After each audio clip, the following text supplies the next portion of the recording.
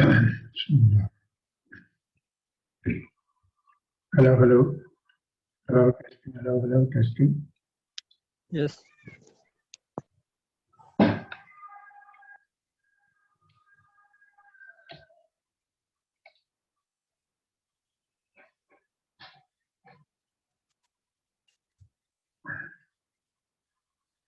Hello, testing. Hello, hello, testing. Hello. Yes, sir. Okay.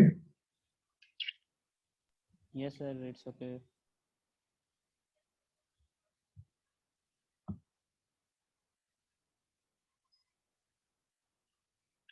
Hello, hello, testing. Hello. Yes, sir. Your voice is okay.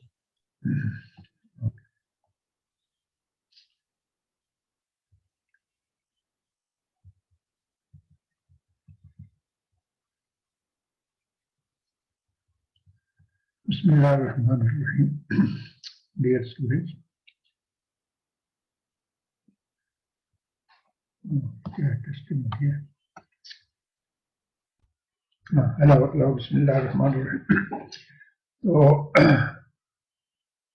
Check कर लूँ system में recording हो रही है.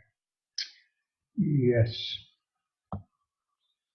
So, gentlemen, we have started boiler chapter, and in boiler we have done basic definitions last time, and those are what is boiler and what are boiler mountings and what are boiler accessories.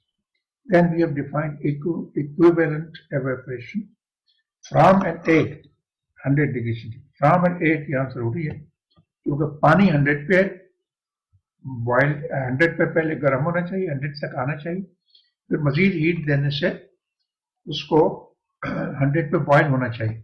इसको कहते हैं from and 8. From and 8 100 degree centigrade, ये लिखा हुआ, ये heading है. So equivalent evaporation from and 8 100 degree centigrade. तो इसका यूनिट्स लिखा हुआ ब्रैकेट में KG of steam per KG of fuel, यानी KG per hour of steam. तो KG of steam per KG of fuel भी है, और दूसरा इसका unit KG per hour of steam भी है. ये हम जब डिराइव करेंगे तो बल्कि कर चुके हैं, तो ये हम आपको पहले डिस्कस हो चुका है. ये इसका फार्मूला है कि ऊपर जो आएगा actual amount of steam created per kg of fuel divided by latent heat of vaporization of steam at 100. तो इससे क्या आएगा, kg of steam per kg of fuel at 100 degree, actual steam brought at 100 degree. क्यों? कि boilers मुख्तलिफ temperature पे काम कर रहे होते हैं, मुख्तलिफ इंडस्ट्री में उनका मुख्तलिफ फंक्शन होता है, मुख्तलिफ साइज होते हैं, मुख्तलिफ टाइप्स होती हैं, मुख्तलिफ फ्यूल्स होते हैं.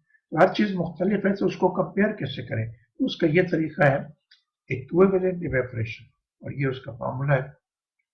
बाकी ये जो एक डिजिट है 539, तो actually latent heat of evaporation of water at 100 degree centigrade is equal to 539 kilocalories per kg. Remember, kilocalories is not our unit. This is old unit. It is European unit, but it's still being used in the world. British thermal unit UK में use होता है, और kilo calories Europe में use होता है अभी. लेकिन Europe में मोस्टली इंक्लूडिंग पाकिस्तान 1960-65 के जमाने से हमने SI सिस्टम पे हम चले गए, और SI सिस्टम में ये इसकी वैल्यू है 2257, 2257 किलो जूल्स पर केजी. थोड़ा बहुत अगर कुछ फर्क है, तो कहीं लिखा होगा 2256, 2259, तो वो उसकी कोई परवाह न करें, क्योंकि ये कन्वर्जन करना होता है. जब हम कन्वर्जन करते हैं किलो कैलोरी को किलो जूल में या किलो जूल किलो कैलोरी में, तो उसमें ये गड़बड़ हो सकती है थोड़ी बहुत डेसिमल में, तो उसकी परवाह न करें. इंजीनियरिंग में थोड़ा बहुत फर्क चलता है, ये साइंस नहीं है. साइंस में तो मिलियन जितने भी नुक्ते राइट साइड पे जीरोज आप लगाते हैं वो कम पड़ते हैं. साइंस तो कहती है एक्यूरेट मेजर करो.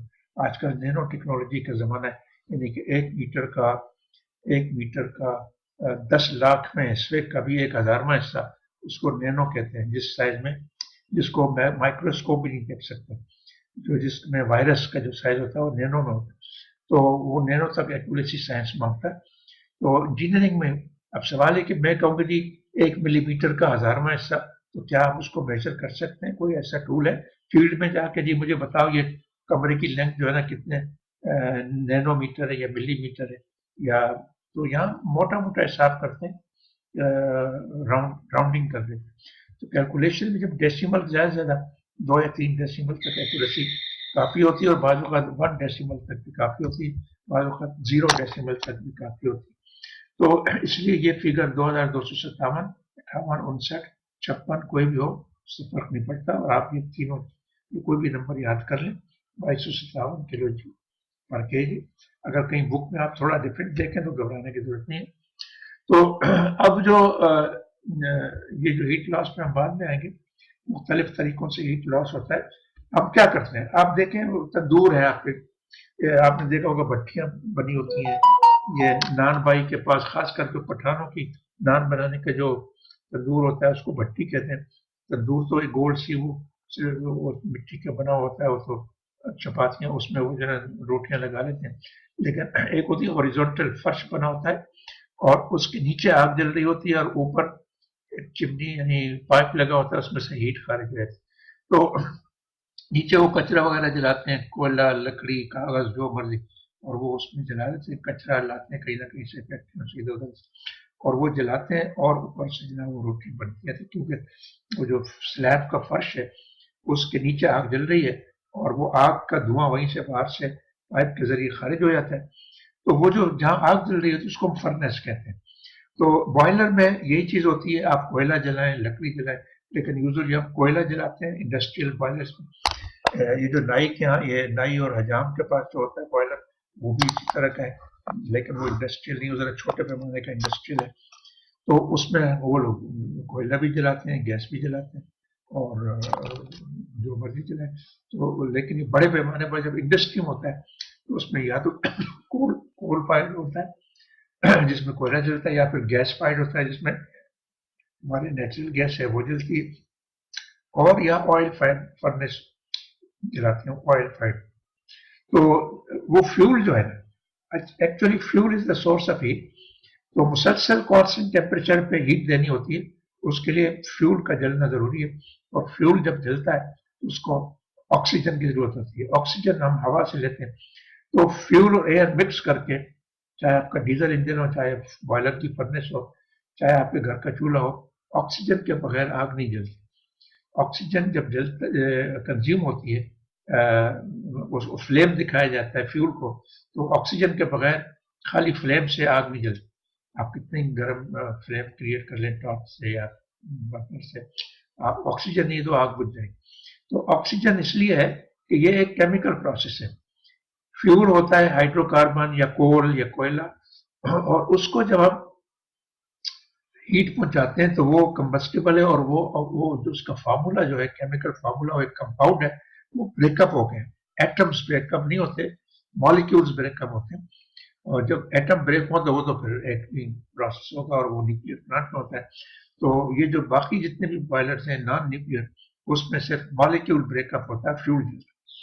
फ्यूल जब जलता है तो उसके मॉलिक्यूल बहुत बड़ा होता है अपना फ्यूल का, वो जब ब्रेकअप होता है उसमें से कार्बन निकलता है, कार्बन सेपरेट हो जाता है, और जितने भी फ्यूल है उसमें कार्बन और हाइड्रोजन होता है।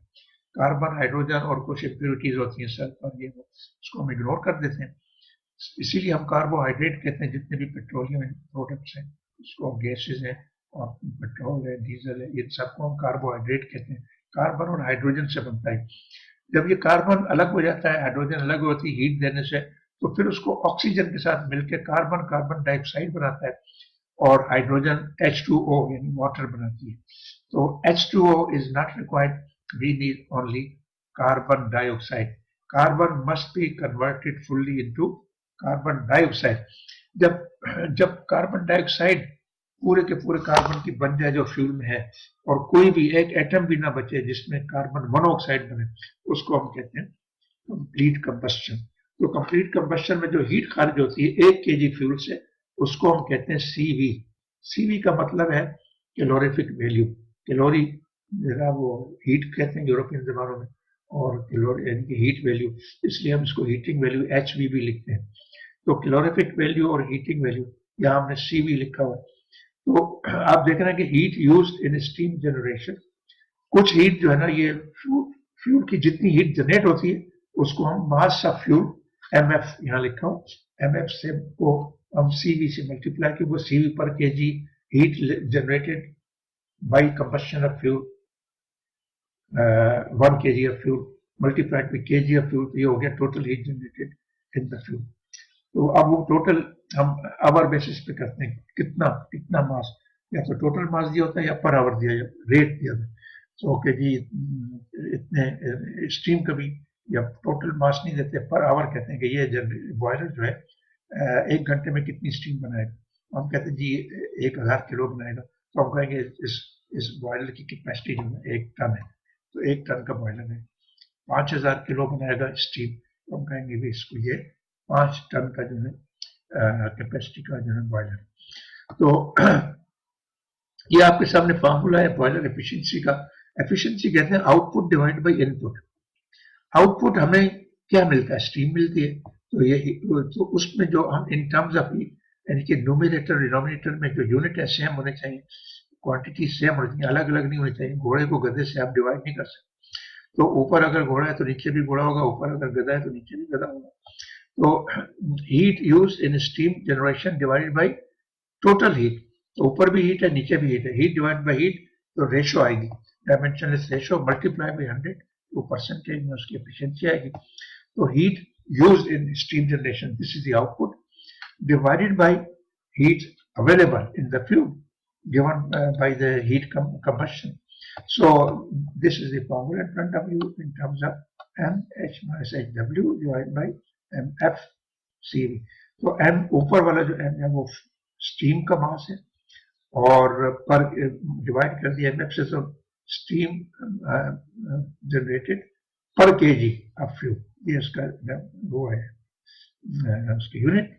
और ये हीट है और ये भी हीट है, हीट हीट कैंसिल हो जाएगी, बॉयलर एफिशिएंसी आ जाएगा टोटल, इसको टोटल से मल्टीप्लाई करेंगे तो ऊपर भी हीट आ जाएगी नीचे भी हीट आ जाएगी। तो दिस इज द एफिशिएंसी। तो इसके बाद हम एक दूसरा वो खोलते हैं अपना पेपर, और उसमें आपको हम बताएंगे कि बॉयलर को टाइप्स कितनी है और उनको क्लासिफाई कैसे किया जाता है।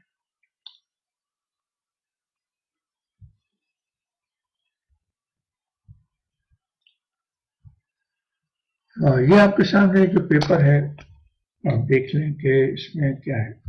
ये हेडिंग है कि बॉक्सेस की शक्ल में, क्योंकि ये बड़ा कॉम्प्लिकेटेड सिस्टम है, इसकी कई किस्में हैं, तो इसको मैंने आसानी के लिए सीधा सीधा टेक्स्ट में लिखने से समझ में नहीं आता, बड़ा कंफ्यूजन होता है, तो मैंने आपको एक बॉक्स की शक्ल में, ये एक चार्ट की शक्ल में, आपको नक्शे की शक्ल में बना दिया है। तो क्लासिफिकेशन ऑफ बॉयलर्स टॉप पे इसकी हेडिंग है। अब ये जो है ना, ये टुकड़े छोटे छोटे ये बने हुए बॉक्सेस, तो ये एक उसकी कैटेगरीज है कि हाउ टू क्लासिफाई, किस कैटेगरी के तहत हम क्लासिफाई कर सकते हैं। उसकी कई कैटेगरीज है, एक तो ओरिएंटेशन है, दूसरी यूटिलिटी है, तीसरा टाइप ऑफ फायरिंग है, चौथा कंटेंट ऑफ ट्यूब्स है, पांचवा सर्कुलेशन है, छठा फ्यूल है, और सातवां क्या है, एक्सटेंट ऑफ फायरिंग है। तो कई लिहाज से आप इसको क्लासिफाई कर सकते हैं, और ये पता नहीं कितने हो गए, 8वां 9वां कंस्ट्रक्शन है। तो इसके अलावा भी आप इसको मजीद क्लासिफाई कर सकते हैं, हम यहीं तक महदूद रखेंगे, अच्छी खासी होगी, लेकिन हर क्लासिफिकेशन की कैटेगरी के नीचे सब क्लासिफिकेशन है। तो क्लासिफिकेशन अकॉर्डिंग टू ओरिएंटेशन अगर हम करें तो बॉयलर को हम कहेंगे ये कौन सा बॉयलर है, तो ये वर्टिकल है, ये हॉरिजॉन्टल है, इंक्लाइन। वर्टिकल का मतलब वर्टिकल सीधा सीधा खड़ा हुआ है सिलेंडर, और हॉरिजॉन्टल का मतलब लेटा हुआ है, और इंक्लाइन का मतलब आधा लेटा हुआ है, खड़ा हुआ है, यानी कि इंक्लाइंड है। तो इसलिए इसको वर्टिकल, हॉरिजॉन्टल और इंक्लाइंड 3 टाइप्स हो गई अकॉर्डिंग टू ओरिएंटेशन। यूटिलिटी का मतलब है कि उसका कहाँ यूज हो सकता है, क्या एप्लीकेशन है, तो वो देखें उसकी यूटिलिटी, या तो वो स्टेशनरी होगा, एक जगह फिक्स्ड होगा, जमीन पे फिक्स्ड होगा, कहीं मूव नहीं करेगा, तो उसको हम स्टेशनरी कहेंगे, वो इंडस्ट्री में यूज होता है। घर में यूज होता है, डोमेस्टिक यूज के लिए होता है, कमर्शियल यूज के लिए होता है, हॉट वाटर सर्दियों में हमें चाहिए होता है, तो स्टीम भी चाहिए होती है। इसके अलावा इंडस्ट्री के लिए, प्रोसेस के लिए स्टीम चाहिए होती है। टेक्सटाइल मिलों में, केमिकल इंडस्ट्री में गर्म हीट सोर्स बनाने के लिए हमें स्टीम चाहिए होती है। तो केमिकल प्रोसेस करने के लिए, कोई चीज़ें प्रोड्यूस करने के लिए हमें स्टीम चाहिए, तो उसको इंडस्ट्रियल बॉयलर कहते हैं। तो यूटिलिटी जो है ना, ट्रांसपोर्ट में भी इसका यूज है। तो स्टेशनरी जो है इंडस्ट्री में और कमर्शियल और डोमेस्टिक यूज है, लेकिन पोर्टेबल जो है उसका ट्रांसपोर्ट में यूज है। ट्रांसपोर्ट बताइए कौन कौन सी? समंदर में बड़े बड़े बहरी जहाज चलते हैं, जंगी जहाज भी और मर्चेंट नेवी के भी, वो स्टीम से चलते हैं। आजकल डीजल इंजन से भी आ गए हैं, वो अब वो स्टीम के बाहर चलते थे। और 1990-95 तक अमेरिका की नेवी में भी स्टीम के बड़े बड़े जहाज थे, उन्होंने हमें डोनेट कर दिए थे, क्योंकि हम अफगान जहाज कर रहे थे माशाल्लाह। तो उन्होंने दे दिए। जो ही अफगान जहाज खत्म हुआ, तो वो तीन तीन या कितने दो जहाज दिए थे, उसको गेयरिंग क्लास कहते हैं, बहुत बड़े बड़े स्टीम से चलने वाले जहाज थे। तो जंगी जहाज थे, उसमें तोपें शोपें लगी थी, वो उन्होंने सारे वापस ले लिए। वापस लेके उनको तबाह कर दिया, नहीं वो उनके लिए कंडम हो चुके थे। हमें हमें हमें खुश करने के लिए दे दिए थे, तो हम खुश हो गए कि हमें मुफ्त में जहाज मिल गया। उन्होंने कहा अभी खुश हो जाओ, जो ही हमारी जंग खत्म हो गई अफगानिस्तान में उनकी, उन्होंने उठा के सारे जहाज वापस मांग ली और वो जाके तबाह कर दी। वैसे ही दे देते, क्योंकि आपका भला क्यों करें? आपका क्यों भला करें? वो आपके दोस्त नहीं है, वो तो आपके आका है, उनकी मर्जी, आपको यूज करना था कर लिया। अब वो जहाज हमें वापस करो, उन्होंने उठा के स्क्रैप कर दिए, उसको तोड़ फोड़ के लोहा उसका पिघला दिया, लेकिन हमें नहीं दिया। हालांकि वो हमारे किसी काम के नहीं थे, उसको खर्चा अच्छा खासा खर्चा। तो बहरहाल यूटिलिटी, स्टेशनरी और पोर्टेबल में एक तो मेरीन इंजीनियरिंग के, मर्चेंट नेवी के जहाज चलते हैं, बहरी जहाज चलते हैं, जंगी जहाज चलते हैं। दूसरी उसकी यूटिलिटी है फिर इंडस्ट्री में। तो इसके अलावा रेलगाड़ी, लोकोमोटिव वो बंद हो चुके हैं, लेकिन आजकल भी टूरिस्ट अट्रैक्शन के लिए अभी तक हमारे पाकिस्तान में भी पड़े हुए हैं वो, और वो यूजेबल है, उनको आप रिनोवेट कर सकते हैं। और पहाड़ी इलाकों में, दूर दराज देहाती इलाकों में सिर्फ नुमाइश के लिए, तफरी के लिए, टूरिज्म के लिए आप उनको चला सकते हैं। लोग चलाते हैं, वो स्टीम से, कोयले से चलते हैं। वो है लोकोमोटिव कहते हैं, वो भी स्टीम इंजन होता है, तो उसमें बॉयलर होता है। तो सर अब सबमरीन भी? नहीं नहीं, सबमरीन में कोयला नहीं गिराते। सबमरीन में आजकल तो डीजल इंजन होता है, और डीजल इंजन को भी खत्म कर दिया, क्योंकि उसमें नॉइस होता है। डीजल इंजन चलने से गड़ गड़ गड़ गड़ की आवाज आती है, तो पानी में बहुत दूर तक जाती है, और दुश्मन आपको डिटेक्ट कर लेता है। दुश्मन का जहाज कहीं भी खड़ा हुआ है या सबमरीन, उसने बाहर एक फोन के सेंसर यानी कि माइक्रोफोन रखे होते हैं, और वो पानी की वाइब्रेशन को फील करके उनको इतना क्लियर सुनाई देता है जिस तरह आप मेरी आवाज सुन रहे हैं। तो वो पकड़ा जाता है, इसलिए वो ऐसी आप दोनों डिटेक्ट हो जाती है। तो उसको खामोश होना चाहिए, और बाद उसका तरीका ये था कि वो इंजन बंद करके एक्शन लेते। कहीं जगह पहुंचकर दूर खड़े होकर तमाशा देखते कि दुश्मन का जहाज निकलेगा, उसकी आवाज सुनते थे, तो जो ही वो आती उस डायरेक्शन में आंखें मीच के वो अपना हथियार पीड़ो फेंक देते थे, वो जाके उसको लग जाते, लेकिन अपना इंजन बंद रखते थे कि उसकी आवाज में डिटेक्ट हो जाए। तो बहरहाल अब दोस्त एटॉमिक भी है, न्यूक्लियर भी है, जो जो न्यूक्लियर इंजन से चलती है, और उसमें वही स्टीम टर्बाइन होती है। न्यूक्लियर का काम हीट प्रोवाइड करना है। उसका फायदा है कि बगैर फ्यूल लिए आप 6-6 महीने, 1-1 साल तक पानी के अंदर रह सकते हैं, अगर आपके पास फूड है। फूड जितना है उतना रह सकते हैं, फ्यूल की वजह से आप बाहर नहीं आएंगे, क्योंकि फ्यूल भी वो जो बैटरी से चलती है, उनकी बैटरी डिस्चार्ज हो जाती है, उसको चार्ज करना पड़ता है। उसकी एक मुद्दत है, कहीं खास गहराई तक जा सकती है, खास दूरी तक जा सकती है, उसके बाद उसको वापस ला के चार्ज करना होता है। तो बैटरी वाली है, उसको इलेक्ट्रिकल सबमरीन कह लें। और जिस तरह कारें भी आजकल, बैटरी वाली कारें भी आ गई, उनकी रेंज 100, 200, 300 किलोमीटर से ज्यादा नहीं है। तो जगह जगह उनके चार्जर, जिस तरह पेट्रोल पंप जगह जगह होते हैं, वो जगह जगह चार्जर लोगों ने लगा दिए। जर्मनी में और अमेरिका में सिलसिला शुरू हो गया, यूरोप में। तो बिजली की गाड़ियां आ गई, तो बिजली के आप थोड़े दिन बहुत पहले आ गए। बिजली के जहाज भी आ गए हैं, जो सोलर एनर्जी से चलते हैं। हाँ जी, कौन बोल रहे हैं? अच्छा, उसके बाद जनाब टाइप्स ऑफ फायरिंग, यानी फायरिंग का मतलब वो गोली चलाना नहीं है, फायरिंग का मतलब यानी आग जलाना। तो आग जलाने के क्या तरीके हैं? Externally fire, internally fire. Boiler के जो फर्नेस होती है, वो उसको बाहर भी रख के बॉयलर के अंदर फिक्स नहीं करते, बाहर फिक्स करते। उसको हीट अंदर पहुंचा देते हैं पाइप के जरिए, कोई गर्म स्टीम उसमें से गर्म फ्लू गैस गुजर जाती है पानी से, लेकिन फर्नेस बाहर होती है। और कुछ ऐसे जो फर्नेस भी अंदर होती है, तो वो इंटरनली फायर कहलाते हैं, और जो जिसकी फर्नेस बाहर होती है उसको एक्सटर्नली फायर कहते हैं। नाउ कंटेंट्स ऑफ ट्यूब्स एक और क्लासिफिकेशन है, उस लिहाज से दो किस्म के बॉयलर होते हैं। कंटेंट्स ऑफ ट्यूब, ट्यूबें कैसी हैं, ट्यूबों के अंदर क्या है।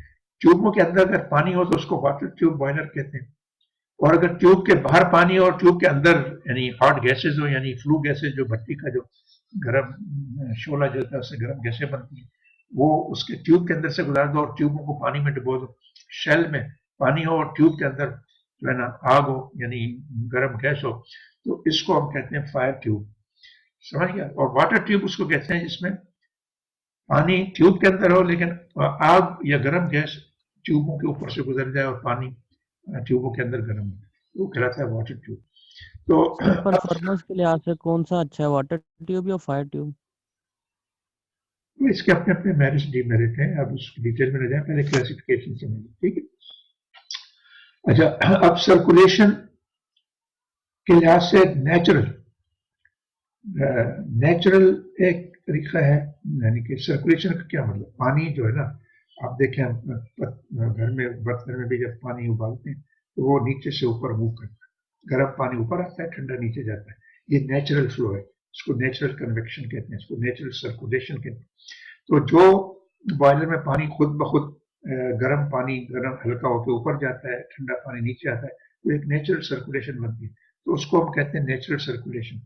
और फोर्स सर्कुलेशन उस वक्त है जब आप पंप के जरिए, जब ज्यादा कॉम्प्लिकेटेड पाइप हो, ज्यादा बड़ा बॉयलर हो और पानी आराम से नीचे से ऊपर नहीं जा सकता, ऊपर से नीचे नहीं आ सकता, रुकावट है, तो उस रुकावट को ओवरकम यानी फ्रिक्शन को ओवरकम करने के लिए या हीटिंग प्रोसेस को तेज करने के लिए, हीट ट्रांसफर को तेज करने के लिए आप उसको मैकेनिकली फोर्सफुली यानी कि पंप के जरिए, मैकेनिकल एनर्जी के जरिए उसको शेक करते हैं, मूव करते हैं, पंप करते हैं। तो ये ऐसे ही जैसे आप खाना पकाते हैं तो हर वक्त चम्मच लेके देगची में मारते रहते हैं ताकि वो खाने को जो है पूरे खाने को पूरे पानी को हीट मिले।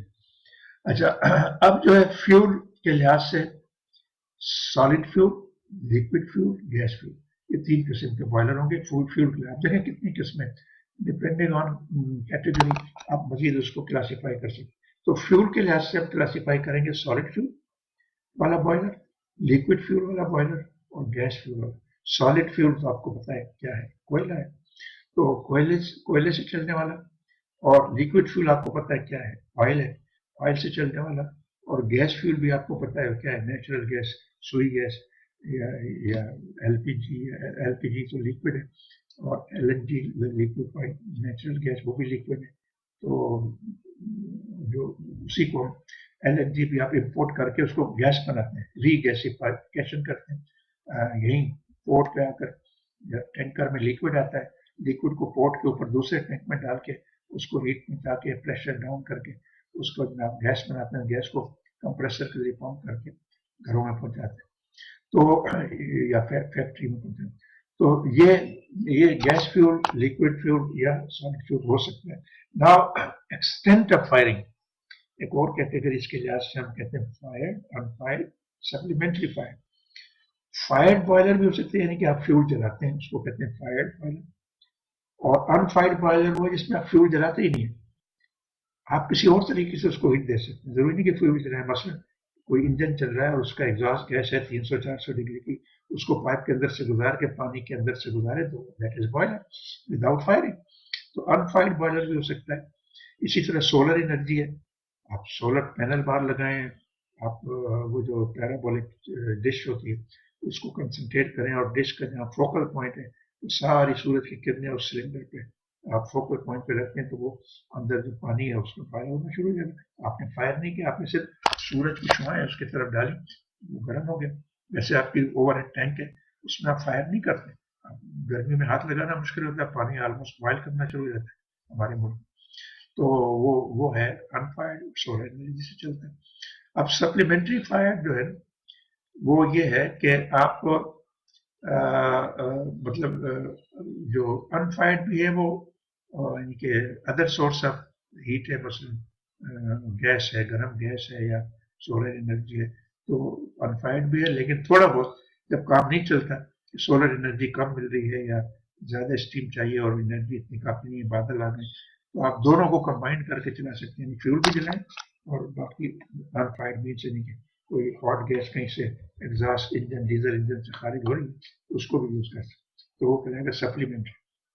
अब कंस्ट्रक्शन के पॉइंट ऑफ व्यू से मजीद दो क्लासिफिकेशन है, एक कहलाता है फील्ड इंस्टॉल्ड, दूसरा कहलाता है पैकेज। पैकेज फील्ड इंस्टॉल तो वो है जिसके पुर्जे अलग अलग आते हैं फैक्ट्री से और मौके के ऊपर, साइट के ऊपर आप उसको फिक्स करते हैं। आपने देखा होगा कि आजकल पोर्ट्रा केबिन मकान आते हैं, केबिन की सूरत में, रेलगाड़ी के डिब्बे की सूरत में उठा के रख लेते हैं जहाँ कंस्ट्रक्शन साइट होती है, वो तो प्री फैब्रिकेटेड हो गए, पूरा आप मौके पे आपको कुछ नहीं करना पड़ता। लेकिन कुछ मकाने ही हैं, जनाब खड्डा खोदो, ईंटें लगाओ, गारा लगाओ और फिर कंस्ट्रक्शन करो, आरसीसी लगाओ, सरिया लाओ, लोहा लाओ, सारी चीजें मौके पे करो, इसमें तो कई महीने लगते हैं। तो ये जो है ना, बॉयलर भी इस तरह होता है कि उसकी एक एक चीज लूज अलग में आती है, पाइप अलग आते हैं, शेल अलग आता है, ट्यूबें अलग आती हैं, वायर्स अलग आते हैं और फाउंडेशन अलग आती है, फर्नेस अलग आती है, पंप्स अलग आते हैं, उनको आप मौके पे इंजीनियर उसको इंस्टॉल करते हैं। जिस तरह एयर कंडीशनर है, छोटा मोटा गुजारे के लिए पैकेज बना बनाया, उसमें कुछ नहीं करना पड़ता, लगाओ, रखो, बिजली का कनेक्शन दो, अल्लाह खैर चला, एसी तैयार। लेकिन कुछ वो जो सेंट्रल एसी सिस्टम है उसमें तो बहुत लंबा चौड़ा काम होता है, पाइप, डक्ट, ये वो मशीनें, तो वो सारी लगानी पड़ती है, वो फील्ड इंस्टॉल करा। तो इसी तरह बॉयलर भी फील्ड इंस्टॉल भी होता है, पैकेज भी होता है। तो सेकेंड वर्ल्ड वॉर में जब देखा कि भाई ये तो बड़ा लंबा काम है, तो उस वक्त से जंग का मसला था, चीजें शिफ्ट करना, फिर लगाना, ना मजदूर मिलते थे, ना ट्रांसपोर्ट मिलती थी, तो वो उनका कि कॉम्पैक्ट चीजें बनाओ। उस वक्त से रवाज आया कि पैकेज चीजें, कोई भी चीज बनानी पैकेज बनी बनाई दो, मौके पे जाकर यूज करो। तो वो था पैकेज, बॉयलर बनना शुरू हो गए, तो वो जरा छोटे साइज के होते थे, हल्के फुल्के होते थे, तो जहाँ ज्यादा चाहिए वो एक से ज्यादा बॉयलर लगा लो, लेकिन पैकेज वो बड़े बड़े फील्ड इंस्टॉल नहीं हो सकते, वो कस्टमाइज बनाना पड़ता है, मुश्किल काम है, लेबर नहीं है आपके पास, तो आपको बना बनाया फैक्ट्री से लो, घर में जाके स्टार्ट कर दो, तो दैट इज पैकेज। तो ये कंस्ट्रक्शन की तरफ से हो गई क्लास। मजीद जो है ना, ये इसकी डिस्क्रिप्शन ये नीचे दी हुई है, तो मजीद अल्फाज में इन्हीं किस्म की, ये नीचे आप पढ़ लीजिएगा, इसकी कॉपी में आपको दे दूंगा। तो अब आप बताइए कि हमारा टाइम तकरीबन कितने बजे शुरू होगा? 11:15, 12:15 होने वाले, टाइम खत्म होने वाला है, कुछ सवाल हो तो कर लें। Any question? अब आप सवाल कर लें, बीच में आपने कुछ पूछा था कि अच्छा कौन सा है, अब आप बताइए, इतनी सारी किस्में हैं, अच्छा वो है जिसमें आपका मकसद पूरा हो जाए, जो आपका मकसद पूरा कर सके, जिसमें आपको आसानी हो, जो आपको सस्ता पड़े और जिसकी लाइफ ज्यादा हो और जिसकी क्वालिटी अच्छी हो, वो अच्छा है। इतनी सारी किस्मों में आप सिलेक्ट करें। हेलो स्टूडेंट्स, यस सर, सुन रहे हैं sir. Yes any sir. Question? हाँ, क्वेश्चंस प्लीज। किसी ने यस सर। सवाल? आज जब मैं क्लासिफिकेशन पढ़ा रहा था, किसी ने सवाल किया कौन सा अच्छा है, जब मैं वो वाटर ट्यूब, सर वो मैंने कहा था परफॉर्मेंस के लिहाज से वाटर ट्यूब और फायर। हाँ परफॉर्मेंस, देखिए वाटर ट्यूब और फायर ट्यूब परफॉर्मेंस के लिहाज से, परफॉर्मेंस की डेफिनेशन उसकी बॉयलर एफिशिएंसी है ना, तो बॉयलर एफिशिएंसी का ताल्लुक इससे है कि उसमें कितनी एफिशिएंटली हीट ट्रांसफर होता है, यानी जितनी हीट आप जनरेट कर रहे हैं आग जलाकर, फायर करके, फ्यूल फ्यूल जलाकर, वो कहीं जायद तो नहीं हो रही। इसका एनालिसिस हम पढ़ेंगे, ये भी लेक्चर का अगले लेक्चर का हिस्सा है, और उसका नाम है हीट बैलेंस। तो जिसका एक डेफिनेशन अब आपको हमने पढ़ाई है कि इक्विवेलेंट इवेपोरेशन, जिसका इक्विवेलेंट इवेपोरेशन जो है ना ज्यादा होगा, वो अच्छा बॉयलर होगा। क्योंकि इतनी सारी किस्में हैं, उसकी शक्ल देखकर, उसका साइज देखकर या उसकी कीमत देखकर हम फैसला नहीं करेंगे। इंजीनियरिंग पॉइंट ऑफ व्यू से देखें कि मकसद क्या है बॉयलर का। मकसद ये है कि कम से कम फ्यूल खर्च हो और ज्यादा से ज्यादा स्टीम मिले, ठीक है। अब उसको कंपेयर कैसे करें, तो डिपेंड करेगा कि भाई, अब आप ये नहीं कह सकते, मसलन अब देखिए मेरे पास भी गाड़ी है और दूसरे मालदार लोगों के पास भी गाड़ी है, अब उनकी गाड़ी जो है ना, वो चलती तो है 100 किलोमीटर से, लेकिन वो 10 टन का वजन भी उठा सकती है। मेरी गाड़ी भी 100 किलोमीटर की सिर्फ चलती है, लेकिन वो तो 50 किलो या ज्यादा 200-300 किलो ज्यादा वजन नहीं उठाया कि उसके स्पीड को मेंटेन करने के लिए। तो अब कोई कहे कि जी शकूर की गाड़ी भी और फला पजेरो वाली गाड़ी जो है ना या लैंड क्रूजर है, दोनों बराबर है, क्योंकि 100 किलोमीटर ये भी चलती है, 100 किलोमीटर वो भी चलती है। बात ये नहीं है, बात ये कि लोड कितना लेती है, स्टीम कितना बनाता है बॉयलर और कितना फ्यूल लेता है। अब तो एफिशिएंट वो है, और इस लिहाज से हम देखेंगे कि कितने KG steam per KG of fuel बन रही है, कितने KG steam per KG of fuel बन रही है, चाहे वो उसका कंडीशन कुछ भी हो, बॉयलर की टाइप कोई भी हो, उससे हमें गरज नहीं। हमें तो चाहिए कि फर्ज कीजिए 5000 किलो स्टीम चाहिए और सिर्फ उसमें 1000 किलो फ्यूल खर्च हो, तो वो बेस्ट है हमारे लिहाज से, क्योंकि दूसरे जो बॉयलर है वो 5000 किलो स्टीम तो देता है, लेकिन उसका इक्विवेलेंट की बात हो रही है। अब वो प्रेशर एक कहेगा जी, अब देखो एक बॉयलर बनाता है 200 यानी कि किलो पास, 200 यानी दो बार पे आपको स्टीम देता है या 3 बार पे देता है।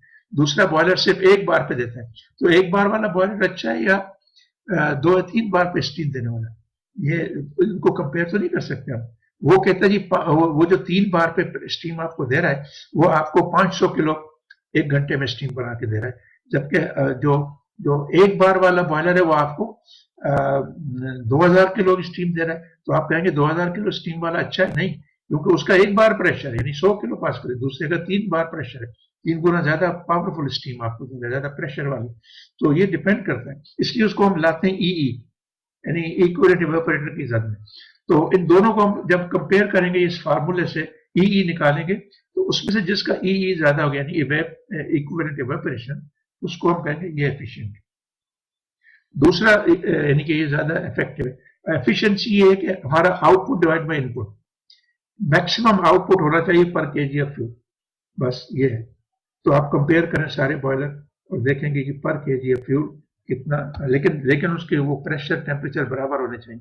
मुख्तलिफ इन सारे बॉयलरों पे टेस्ट करें कि एक ही अमाउंट हो स्टीम का और एक ही टेम्परेचर हो, एक ही प्रेशर हो, फिर देखें कौन सा बॉयलर कितना फ्यूल खाता है, तो वो एफिशिएंट। वो गाड़ी की मिसाल है कि आप सबको कहेंगे जी वो आपको 100 किलोमीटर चलना है और स्पीड 100 रखनी है, और फिर देख रहे कि रांची से हैदराबाद जो है ना आप कितना फ्यूल कंज्यूम करती है आपकी गाड़ी, तो उसमें अच्छी वो है जो फ्यूल कम कंज्यूम करे लेकिन चले 100 किलोमीटर से, और स्पीड भी उसकी कांस्टेंट हो और डिस्टेंस भी उतना ही करे जितना दूसरी गाड़ी कर रही। तो ये इस तरह होता है, समझ गया? Hello? Yes sir. Sir electrical हाँ बोल। इलेक्ट्रिकल भी होते हैं ये बॉयलर? हाँ इलेक्ट्रिकल भी होते हैं, इलेक्ट्रिक हीट सोर्स मैंने कहा न्यूक्लियर भी हो सकता है। वो जो सोर्स के लिहाज से ना फायर्ड और नॉन फायर्ड, वो किसमें ये रही फायर्ड अनफायर्ड, तो इलेक्ट्रिकल जो है अनफायर्ड है, आप बिजली यूज कर रहे हैं, आप आग नहीं जला रहे, उसको अनफायर्ड कहते हैं। आपके घर में नहीं है गीजर? गीजर नहीं आते, बिजली के भी आते हैं। आजकल तो 3 in 1 गीजर आ रहे हैं, आप उसमें गैस भी जला सकते हैं, कोयला भी जला सकते हैं, और उसमें बिजली से, तो जहां बिजली नहीं होती उसको हम गैस से चलाते हैं, जहां गैस और बिजली दोनों नहीं होते आप कोयले से चलाते हैं।